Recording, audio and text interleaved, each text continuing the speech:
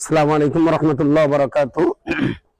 প্রিয় দেশবাসী, আপনারা নিশ্চয়ই জানেন আমরা অল ইন্ডিয়া সুন্নাতুল জামাতের যে শিক্ষা পদ্ধতি এবং শিক্ষা সিস্টেম, শিশুদের জন্য যেমন গ্রামে গ্রামে আমাদের রয়েছে হাদিয়া মোরাল স্কুল তথা কেরালা মডেল ইসলামিক স্কুল, আবাসিকভাবে ছেলেদের পড়ার জন্য রয়েছে যেমন মাদ্রাসা, ঠিক তেমনি মেয়েদের জন্য আলাদা সেকশন এমন মাদ্রাসাও 18টা আছে। আর এবারের যে মাদ্রাসাটার ব্যাপার আপনাদের সঙ্গে কথা বলবো, এটা হলো বিবি আসিয়া বালিকা মাদ্রাসা। এটা আপনি ধরে নেন এটা একটা সিনিয়র সেকেন্ডারি গার্লস মিশন টাইপের মাদ্রাসা। এখানে মাধ্যমিক পাশ করার পর মাধ্যমিক পাশ করা মেয়েদেরকে আমরা এই জায়গাটায় ভর্তি নেব এবছর।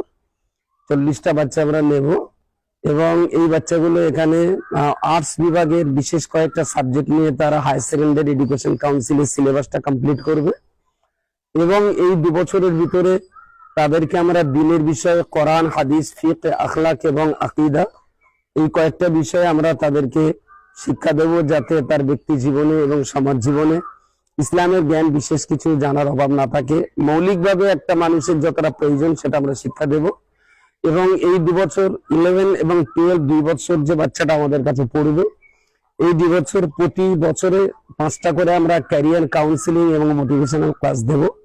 2 বছরের এই 10টা মোটিভেশনাল ক্লাস এবং ক্যারিয়ার কাউন্সিলিং এর পর যে হিসেবটা আমাদের দাঁড়াবে, সেই সমস্ত বিচক্ষণ কাউন্সিলরদের দিয়ে আমরা ঠিক করে নেব যে কোন স্টুডেন্ট কোন লাইনে পড়বার জন্য যোগ্য। কেউ বা নার্স করছে, কেউ বা মেডিকেল করছে, কেউ বা লয়ার করছে, কেউ বা প্যাথোলজিস্ট বা ফিজিওথেরাপিস্ট বা জার্নালিজম কোর্স। এই ধরনের হাজারো কোর্স আমাদের সমাজে আছে, যে কোর্সগুলো কমপ্লিট করলে একটা শিক্ষার্থী নিজের পায়ে প্রতিষ্ঠিত হতে পারবে। সেই ধরনের কোর্স আমরা এখানে কমপ্লিট করিয়ে দেব। আমরা এখানে উচ্চ মাধ্যমিক পাস করার পর সেই ধরনের কোর্সের উপযুক্ত জায়গায় আমরা ট্রান্সফার করে তাকে অ্যাডমিশন করিয়ে দেবো। এটা আমাদের চ্যালেঞ্জ যে আমাদের বাচ্চাদেরকে যে কোনো উপায়ে কোনো না কোনো জায়গায় তাদেরকে প্রতিষ্ঠিত করতে হবে। প্রচুর পরিমাণ লেখাপড়া শেখার ছেলে বা মেয়ে আমাদের সমাজে আছে, তারা যথেষ্ট পরিমাণ ব্রিলিয়ান্ট, তাদের যোগ্যতাও ছিল, পড়াশোনাও তারা করেছে, কিন্তু শুধুমাত্র লক্ষ্য উদ্দেশ্য ঠিক না থাকার কারণে তারা আজকে বেকারত্বের জীবন যাপন করছে, তারা সমাজের বিশেষ কোনো কাজে লাগেনি। আমরা কিসে না বিল্ডিং তো আমরা আসলে বিল্ডিংটা প্রথম চান্সে আমরা অনেক বড় এবং এটা তো সবই মানুষের দানের উপরে ভিত্তি করে। তো এতদিন পর্যন্ত বিল্ডিং তৈরি হয়েছে, কিন্তু আমরা সমস্ত কাজ গুছিয়ে উঠতে পারিনি। মোটামুটি আপনারা যা দেখছেন ভিতরে বাচ্চাদের চেয়ার বেঞ্চি এবং ক্লাসরুমের বেঞ্চি কাজ চলছে এবং প্রত্যেক বাচ্চা আলাদা আলাদা, এটা খাট তক্তপোষ বলেন আর খাট বলেন আর বেড বলেন, প্রত্যেক বাচ্চার জন্য আলাদা আলাদা। এবং যেখানে বাচ্চারা খাবে সেখানেও ক্লাস চেয়ার টেবিলের ব্যবস্থাপনা এবং আমাদের খাওয়াটার ফুল সিস্টেমটা হলো একেবারেই আপনি ধরে নেন বুফে সিস্টেমের খাওয়া, যা আমরা দেব টেবিলে থাকবে, বাচ্চা তার নিজের মতো করে খেয়ে খাওয়া দাওয়া করবে। এবং সর্বোপরি আমরা এই প্রতিষ্ঠানটার জন্য আলাদা স্পেশাল কিছু নিয়ম রয়েছে, সেটা হলো আমরা এখানে কোনো বাচ্চাকে বাইরের কোনো খাবার অ্যালাউ করি না। একেবারেই বাচ্চার সকালে টিফিন, দুপুরে খাবার, বিকালে টিফিন, রাতে খাবার, যা কিছু বাচ্চার জন্য সবই এখান থেকে সে বাচ্চাটা পেয়ে যাবে। এবং সেই পাশাপাশি বাড়ি থেকে তার কোনো ডেকোরেশন বা কোনো কি বলবো বিছানা, কাঁথা, বালিশ, কম্বল, মশারি কিছুই আনতে হবে না। সবকিছু আমরা প্রতিষ্ঠানের পক্ষ থেকে দেবো এবং সে ব্যাপারে চার্জগুলো গার্জেনদের কাছ থেকে আমরা নেব। আসলে এই সমস্ত বিষয়গুলো অন্যান্য প্রতিষ্ঠানের তুলনায় একটু আলাদা এবং সপ্তাহে সপ্তাহে কোনো গার্জেন ইচ্ছা মতো আসবে, বাচ্চা দেখবে, বাড়ির খাবার বাচ্চাটাকে খাওয়াবে। একজন গার্জেন তার বাচ্চাকে অনেক ভালো মন্দ খাবার খাওয়ায়, কিন্তু পাশে আরেকটা বাচ্চা থাকে এতিম বা গরিব মানুষ, যার গার্জেন প্রতি সপ্তাহে আসতে পারে না। এই ক্ষেত্রে দেখা গেছে সমতা বজায় থাকে না এবং বাচ্চারা মানসিকভাবে কষ্ট পায়। যার জন্য আমরা এখানে সকলের জন্য একটা একই সিস্টেম, প্রত্যেকে একই খাবার খাবে, একই নাস্তা খাবে, একই টিফিন খাবে। এই জায়গাটায় বিশেষ দুটো বিষয়, যে বাইরের কোনো খাবার আমরা এখানে অ্যালাউ করি না এবং বাইরের কোনো ওই কাঁথা, বালিশ, কম্বল ওসব কিছু নয়। বাচ্চার বালিশ, কাঁথা, বেড, তোষক, কম্বল, মশারি যা কিছু লাগে সবই আমাদের প্রতিষ্ঠান থেকেই দেওয়া হয় বাচ্চাকে।